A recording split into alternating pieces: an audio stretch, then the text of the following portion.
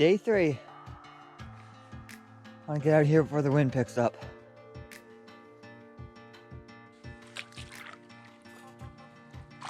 "8 a.m. here, just setting off on day 3 to Blackstone Harbour. Sun just peeking up over there. You might be able to see it. A rather particularly foggy section here. Definitely chilly this morning. We got the toque gloves on.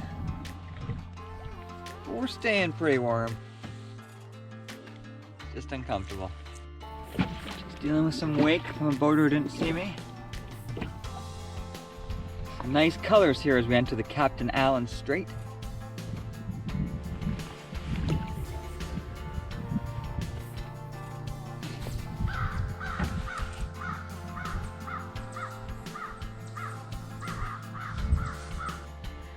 Finally some sun. Looking like a really nice day out here. Already seeing a deer.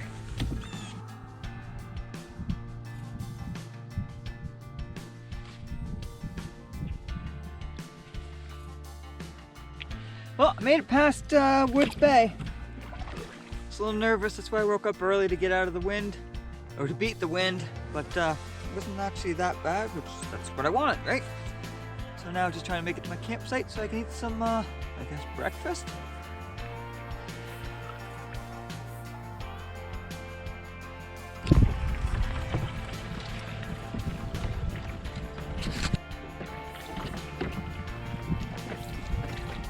And here we are approaching Site 412.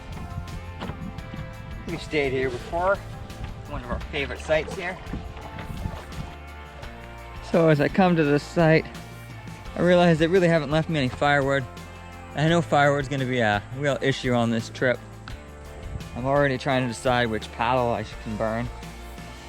But, like if I had a nickel for every time someone didn't leave me firewood. Oh, what? They left me a nickel. All right. Oh, $1.05. Well, I'd rather firewood, but I'll take it. So these food storage lockers are great, I think. They also make it, that's one of the reasons I like coming to Massassauga's place. But what I don't get is they do not want you to store garbage or recycling in the bin. Well, aren't these bins to help prevent bears from pretty much being killed? A bear is still gonna get into your garbage and your recycling. I don't understand. Maybe someone can enlighten me, but what is the point of not storing that stuff in here? Shouldn't you need a second bin? You really expect the people that need these bins in the first place are going to hang in their garbage? Yeah. Won't the bears still get into the garbage and then have to probably be put down?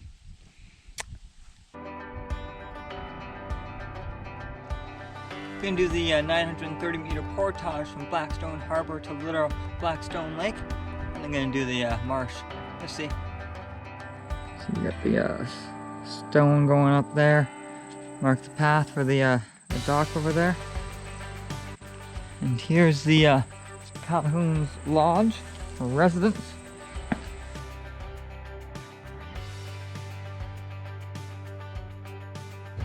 In 1939, Judge Joseph C. Calhoun, a lawyer from Cleveland, Ohio, purchased 300 acres on the shores of Blackstone Harbour, hired local people, and soon built the main lodge, and over the years added a number of other buildings. The Calhoun estate was named Willie B. Joby, which is the combination of the names of his children, William and Betty Joe, and his wife Betty Dean. In the 1970s, the property was sold and eventually bought by the government of Ontario and later became part of the Massassauga Park. The maintenance shed, however, has a rather gloomy history. On May 24, 1968, Jerome Castanet, the caretaker, dressed in his best clothes and with a bottle of the judge's finest scotch, went to the maintenance shed, closed the shed door, started the tractor, and then lay on the workbench until he succumbed to the fumes. The judge, arriving from Ohio the next day, discovered his body. It is said that Jerome's ghost haunts the property even to this day. Now, I haven't seen his ghost, but there are definitely a lot of orbs in my videos from that place. Huh. Nothing to see here, folks.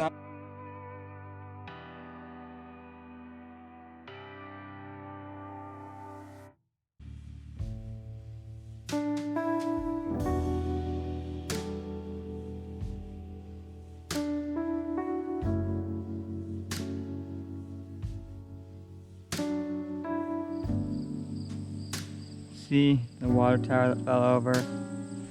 Now someone's been doing some work here. I wonder if they're going to restore the, maybe it's the rock garden?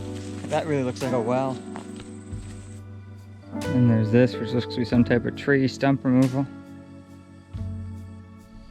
Now we should try to single carry this portage.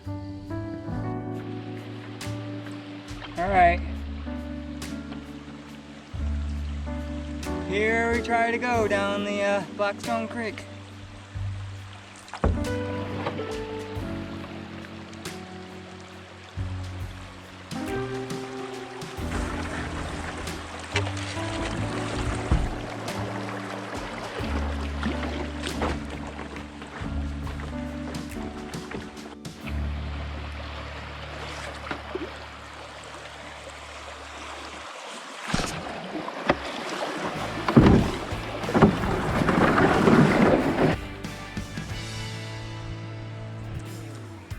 Skirting under some hemlocks.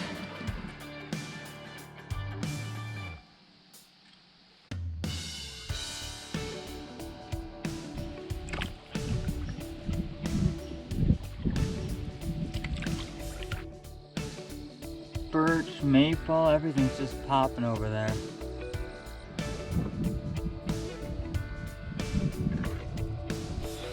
Gorgeous colors over here. Sugar maple.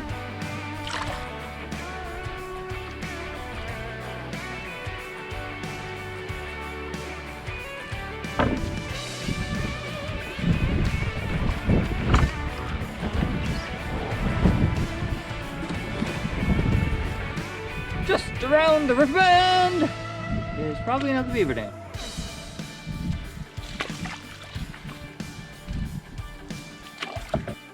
Seems like there might be a good 2-foot drop here.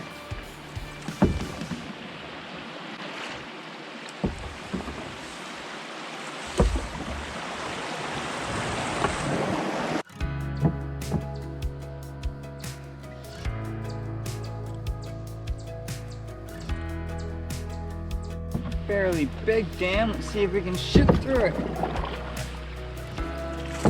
See some people portaged around it.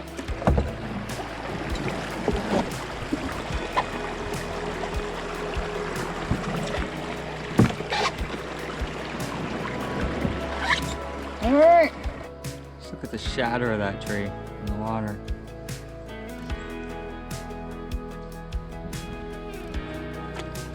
This is, I believe that could be a silver maple. Yeah, that's a silver maple. And you see how it's, looks like it's like 7 trees.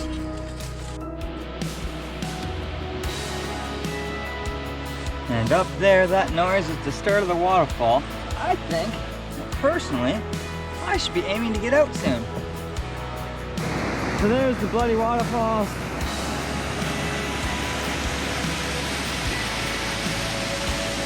Gonna go do some fishing now.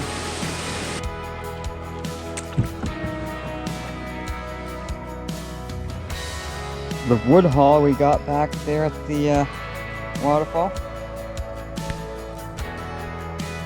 See the moon? And there's your sunset and kind of missing it. Here we are all set up. Last day, just hurrying up and packing up.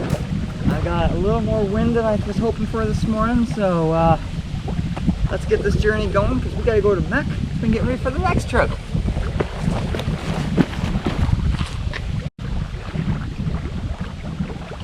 Thank you everyone for watching, and remember to like, comment, and subscribe. I'd love to hear from you. Your comments help me feel a little less lonely.